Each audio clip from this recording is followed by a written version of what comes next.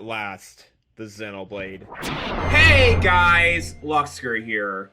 Welcome to Xeno News, a news-focused channel talking about games from the Xeno series. But today, we're not really going to be talking about a whole ton of Xeno games today. There hasn't been a lot of news lately on pretty much most of the games in general. There has been stuff here and there, but I don't feel like it's super newsworthy to be able to talk about those sort of things. So instead, I want to dedicate this month of January to just talking about Xenoblade 3. And boy oh boy, we have a ton of news to talk about regarding Xenoblade 3. A lot of new stuff that was just revealed. We got the Noah and Mio amiibos, which I'll definitely talk about more in detail in general, and I'll be able to show you how you will be able to get the outfits that have been released in the latest Xenoblade 3 patch. So without further ado, let's get started. So our first news story actually came out like 1 week before the update came out, January 9th.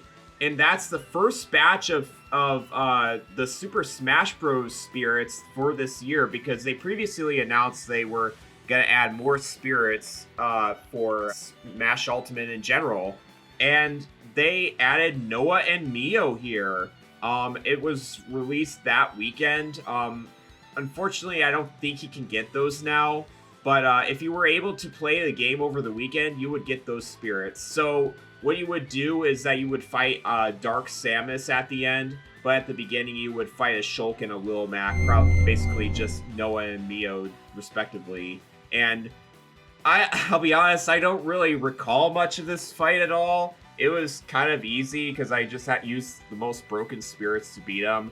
But I know people have beaten these battles spiritless, which props to you on doing that, because those fights aren't very easy in general. So, but yeah, it was really neat. Dark Samus representing just Noah and Mio's Ouroboros forms was pretty cool, actually. But what's really interesting, though, is that when we go over to the spirit menu that you go into to just view your spirits, it doesn't say that Noah and Mio are from the Xenoblade series.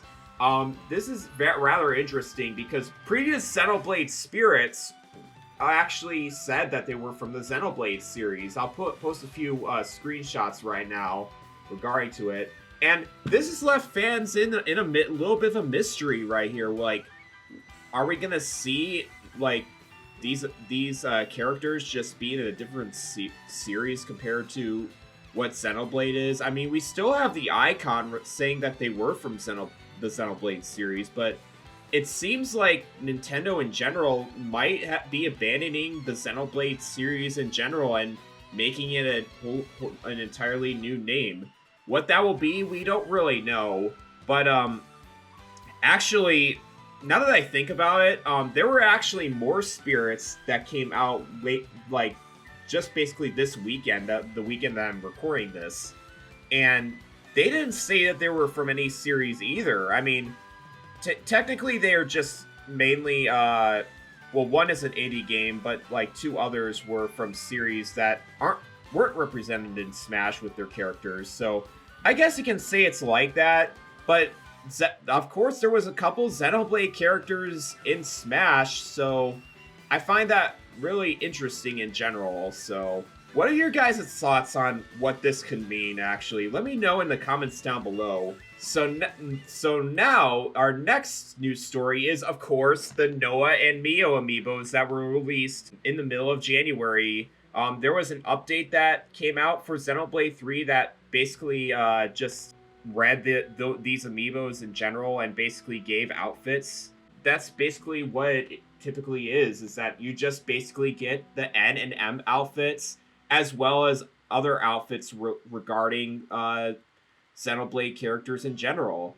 Here are all the retailers around the world who are selling these amiibo right now.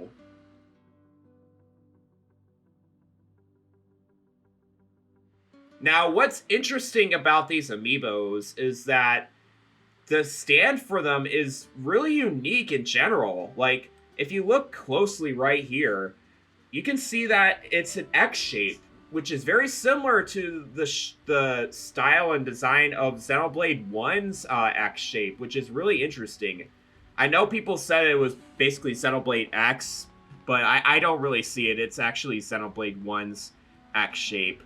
And it's got like a reddish looking circle on it, which looks really cool for a stand design. But that really got fans up in a tizzy as well. Like, are we ever going to get any more amiibo from the Xenoblade series? I mean, I know Nintendo is going to be basically abandoning the amiibos in general, but it's still really interesting that they made a brand new design for these stands, and just they kind of made it look cool and representative in general. So, but let's go ahead and talk about the latest Xenoblade 3 update in general. So version 2.2 was released on January 18th, and what it basically did is it didn't really add a lot of features, unfortunately. I was really hoping they would add a difficulty setting, but alas, it never came.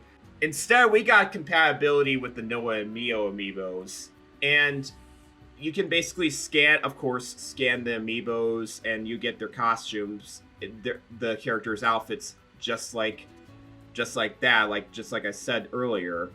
But what's interesting though is that, like the Pyre and Mithra amiibo update beforehand, there's a Nopon NPC you can talk to be able to get these outfits. However, unfortunately, it's not the most easiest thing in the world to get. The Nopon for Pyre and Mithra was just, you had to do like a little really short side quest, and you were able to get these.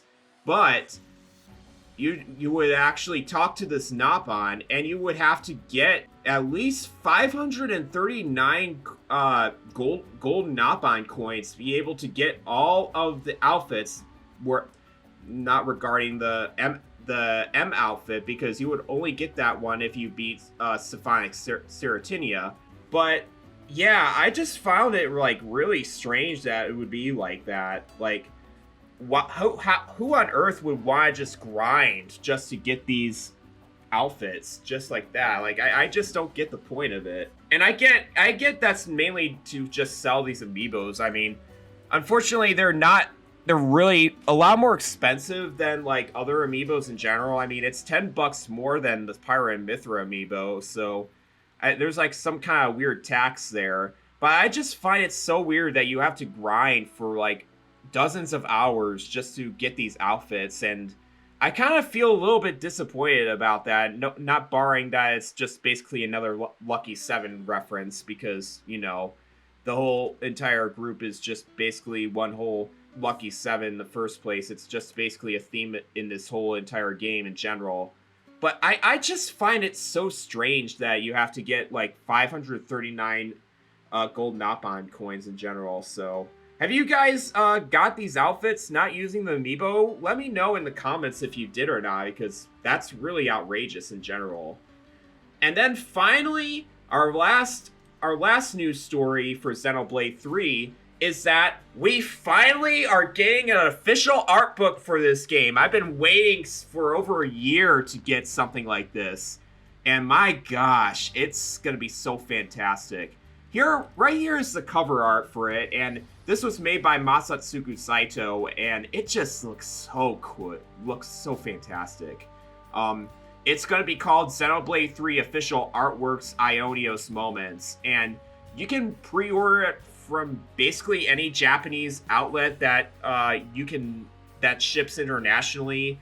It's like, for me, it was like $35, but I know shipping's actually kind of expensive right now, so I recommend getting it at like either on Amazon, the Japanese Amazon, or what I did was I used Rakuten, because it's literally just a click of a button away and it'll just go right to buy right when you pre-order it. So, but the release date for the art book is April 1st. So just definitely mark your calendars for that, because I will be talking about the art book for April's Xeno News video. And along with the art book news, there was a survey that started from the announcement of the art book to January 26th. So a couple days before this video was being recorded. And I of course did the survey itself. Um, it was a lot of open-ended questions. I remember it talking a lot about the story and just the characters in general, and like Neo's hairstyle and stuff like that, as well as sending a message to the development staff. But what's really interesting though is that on the 15th question, it asks us if you want to know any kinds of mysteries that lay unanswered in Ionios, and the fans are just basically wanting to know like any sort of mystery that wasn't discussed, and like Monolith Soft will be able to talk about them in the next art book. So if any of you guys get chosen as like one of the questions that like you want to just ask the staff about regarding the game, I can't wait to see that, because I know it's no longer available right now because it only ran for a week.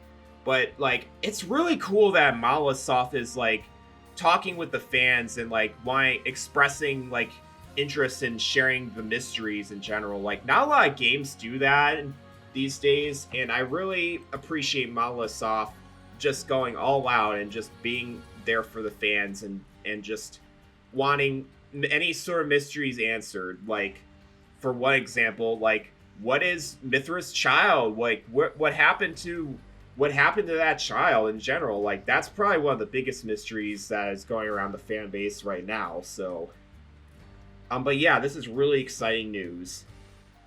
And yeah, that should be it for this week's Xeno news. Obviously, it's just mainly about Xenoblade 3.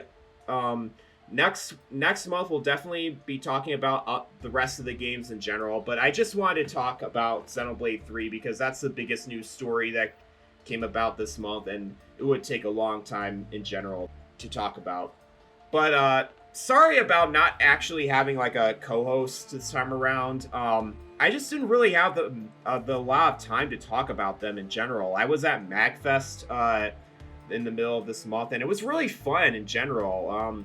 I met a lot of cosplayers, Xeno series cosplayers in general, which they will be on the screen right now, and it was just awesome to just see them all. I was actually gonna make a video about that, but I didn't really have a great idea of what I want to do about that. But it was definitely a fun time. But I didn't really ask anybody at the time to actually be a co-host because I was basically traveling during that time period. So, but there will definitely be somebody coming next month. I'll have that planned out for you guys, and it'll be a lot of fun. Will be really interesting to see who it is. So now for merch news, I want to share somebody who I've been following for so long, and they have been open, and they just reopened their shop this weekend, and that is Momoka and her Etsy store. She has a lot of interesting stuff in it, like in general. So for instance, what is really interesting to actually buy from her is one of her prints here. Like, she mainly does like female Xenoblade characters like Uni right here, as well as Melia right here, which I actually did purchase from her store yesterday. She did a lot of other prints, like there was swimsuit Nia and Mithra and Pyra swimsuits. Definitely check her out. But what's really interesting is that she's selling a Shikishi board, which are basically boards that are just made out of like this sort of like canvas that like it is basically just like art boards in general, and they really have like a really cool style to them. And it's currently her best seller because it's it's really cheap, and you can get free shipping from it using a code. And I highly recommend you get this, because if there a lot of them are sold, this text right here is gonna be gold plated, which I think it is already accomplished by now. But definitely get on these boards, because like they're gonna be gone pretty much at the middle of February, where Etsy store is closed, and she's opening up another one in February. So I definitely recommend you checking this out. Like, I really hope you like want to purchase stuff from Momoka, because her stuff is really high quality stuff, and yeah, I definitely recommend you just getting this in general. So, but anyways, that should be it for Xeno News for this month. If you happen to like this video and want to see more, definitely click the like button, subscribe, and leave a comment and share this video around if you want to see more of it. Sorry there hasn't been too many videos in January, because of course I was traveling at Magfest. So, but hopefully I'll get myself back on track in February, and there will definitely be more Xeno series videos coming up in the future as well. So anyways, guys, see you on the other side!